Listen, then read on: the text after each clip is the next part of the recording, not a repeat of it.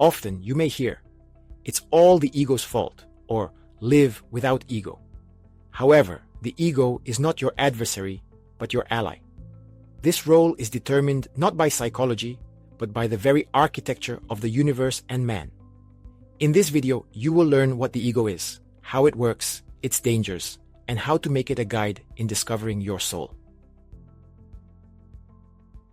We are threefold beings consisting of the spirit, soul, and the mind-body system. The body-mind system is your earthly self. At the same time, the spirit, as your divine self, is one with God, the Absolute. As your higher self, the soul always feels its connection with God. But your earthly self, the mind-body, is in a state of separation from God and the rest of the world. Of course, this separateness is only an illusion, because everything in the world is one and has one source, the Absolute. But if you look around, the whole world consists of separate objects, and you feel yourself as an individual object, a separate being, as a personality. And it is at this moment of realizing yourself as a person that the ego arises. How does it happen? The personality realizes itself, realizes its own I. This I wants to survive. At the same time, the earthly I does not know about its connection with God and the universe. Moreover, you do not feel it even if you know about this connection. You do not feel yet that the world is one and that you are an immortal essence. We experience the fear of death, separation, and distrust of the world, in which the key mission is survival. It is up to every one of us to cope with it. To survive, the personality creates an ego. The ego is an automatic mechanism of putting one's personality and its needs in the first place. The ego lets you put yourself first to survive in the physical world. The ego allows you to assert and defend yourself and your boundaries. The ego needs two conditions. First, awareness of oneself. It takes a mind and personality for the ego to arise. It requires a developed mental body. For example, many animals, like reptiles, have no ego despite the instinct of self-preservation and fear of death. There are reflexes, there are sensations, but no mind and no ego. At the same time, many mammals have a rudimentary ego. We know it from our experience of communicating with them. The ego appears in the presence of the mental body. The ego chakra is Manipura, the third chakra, which provides a connection with the mental body. Secondly, fear for the existence and survival of the ego. Fear is necessary for the ego to arise. Fear of the destruction of one's I. If there is no fear, the ego does not need protection. The ego arises out of fear, and fear grows out of a sense of separateness. In the state of I am, there is no ego. The I am is there, and there is no ego because there is no fear, no separation.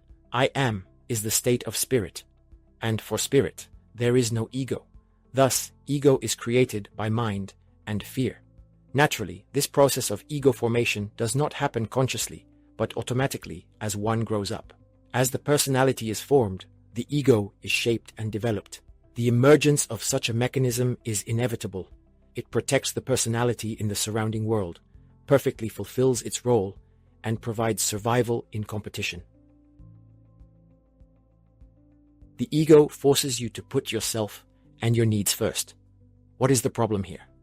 What is wrong with this approach? Why is the word ego often viewed negatively? Here, I will give an unexpected answer. There is no problem. It is perfectly natural to put yourself and your needs first. Putting yourself and your needs first is the healthiest approach and the foundation of your evolution. If you constantly push yourself aside, the psychological consequences will be severe, and your evolution will be very winding. Thus, putting yourself first is a healthy approach. However, manifestations of ego do often take on ugly forms. Why? Because the issue is not the ego itself, but the level of consciousness. The ego is a mechanism that puts yourself, your personality, and the needs of your personality first. The ego manifests your personality and your needs. Your personality and needs manifest very clearly at a low level of consciousness. You do not feel your soul and spirit at a low level of consciousness. Your life is guided by many programs of your false I.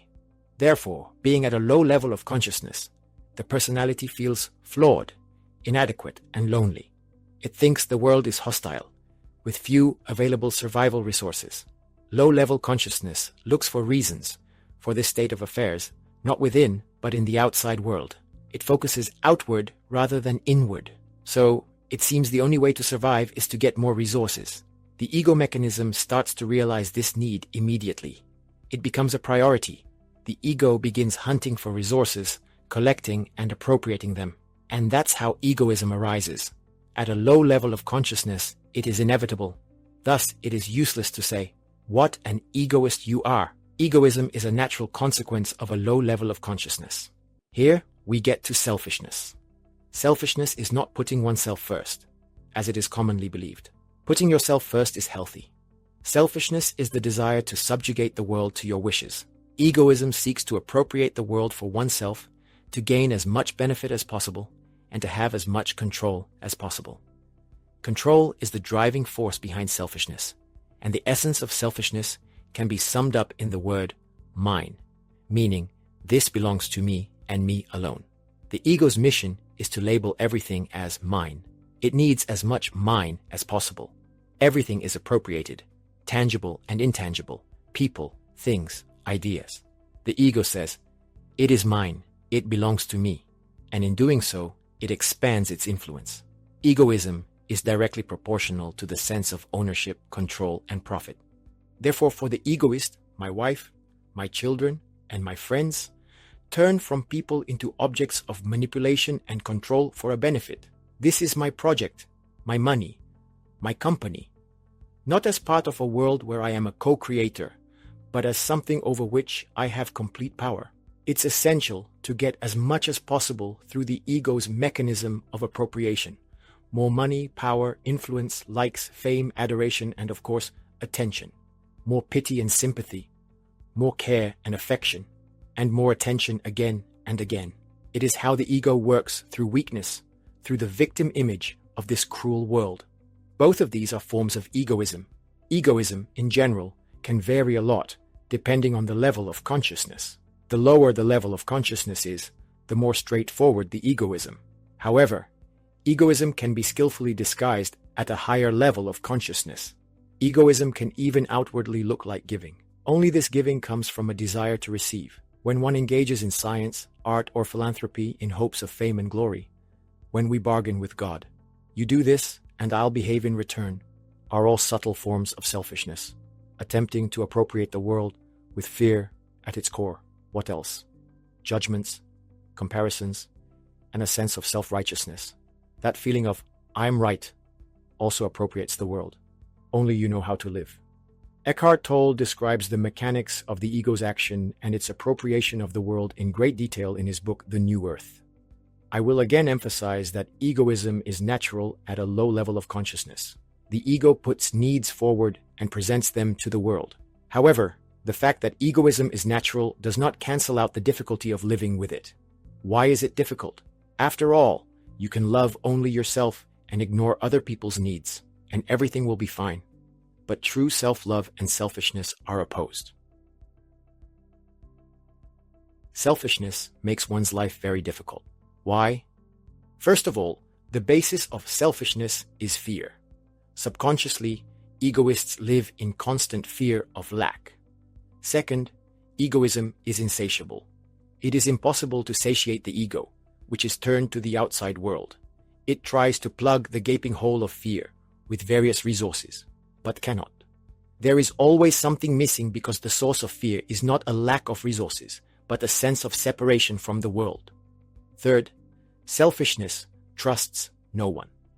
If I live my life trying to grab a bigger piece of the world, so do others. How can I trust them if they want to take something away from me? No, there can be no trust in a relationship. Any relationship is a bargain at best. A life of selfishness may be alluring on the surface, but it is a life of perpetual fear, anxiety, and distrust. Even if it doesn't manifest itself directly in thought, there is constant pressure on the subconscious mind. Plus, it's a life of continual chasing.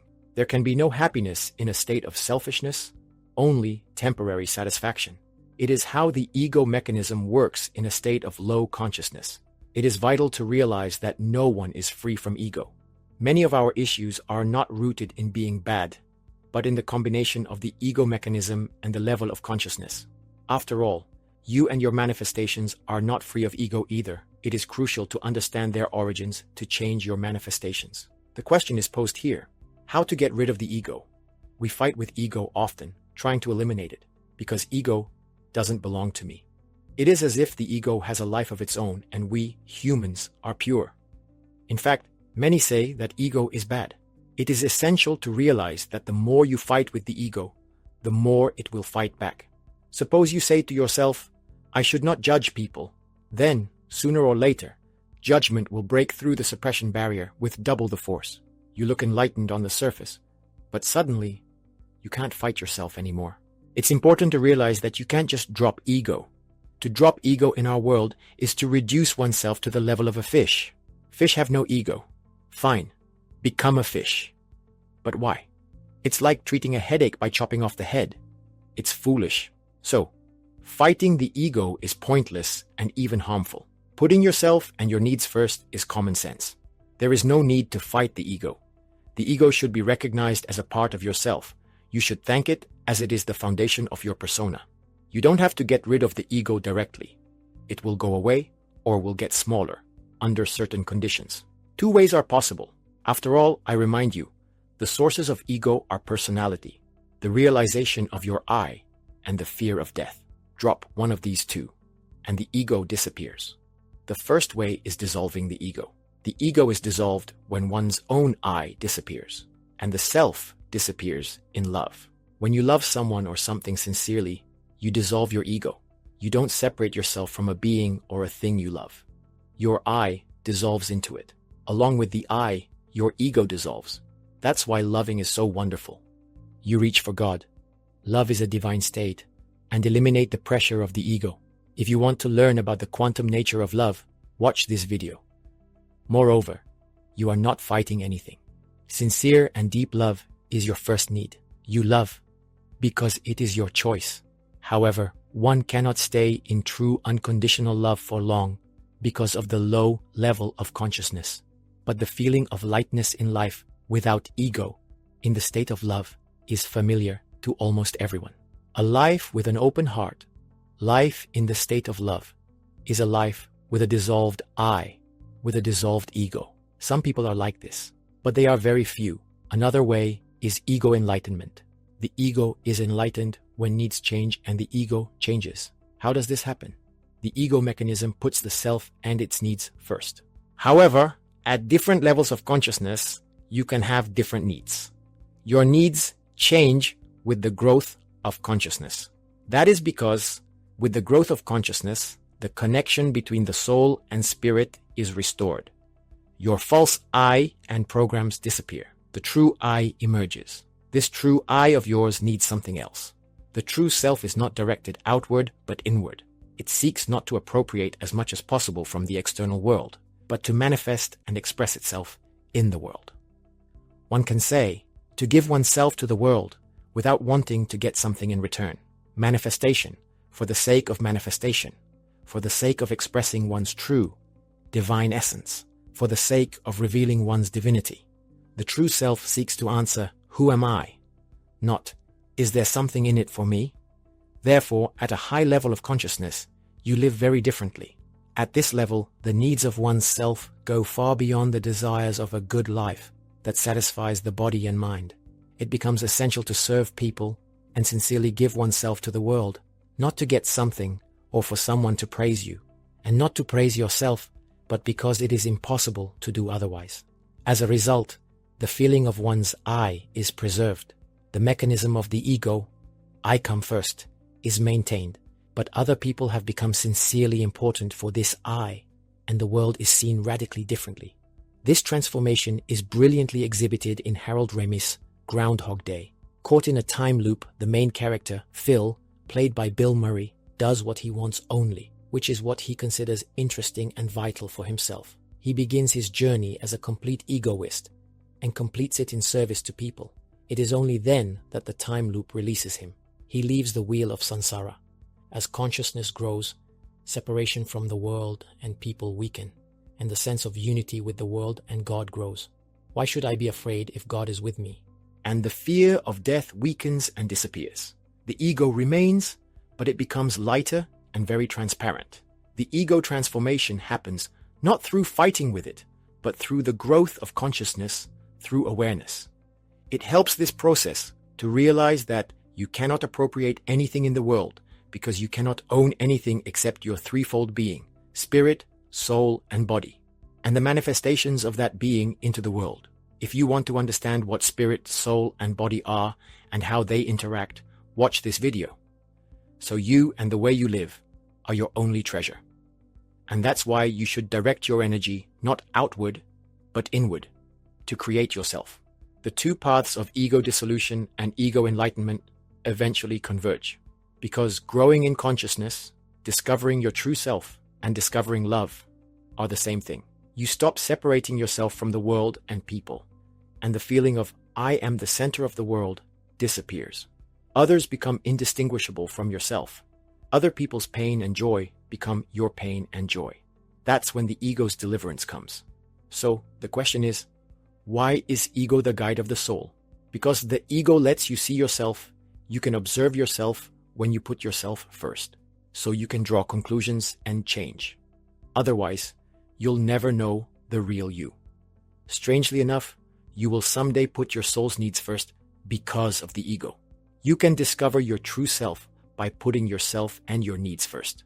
Otherwise, a caterpillar won't turn into a butterfly. You will live the life of a caterpillar, ignoring the beautiful butterfly, your soul. The ego inevitably leads to egoism, which is necessary for the growth of consciousness. Egoism is a stepping stone for the development of consciousness. Life is hard in the state of egoism, but when you start looking for a way out, you begin to grow.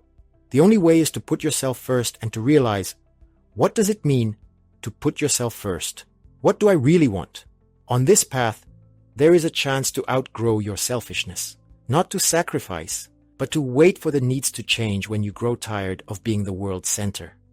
So, the ego is your assistant in your growth and your guide to your soul. It's worth accepting it, loving it, and using it. And I hope that my video will help you. Create yourself, because what you create will be with you forever. With love to you, Darwind, New World Project.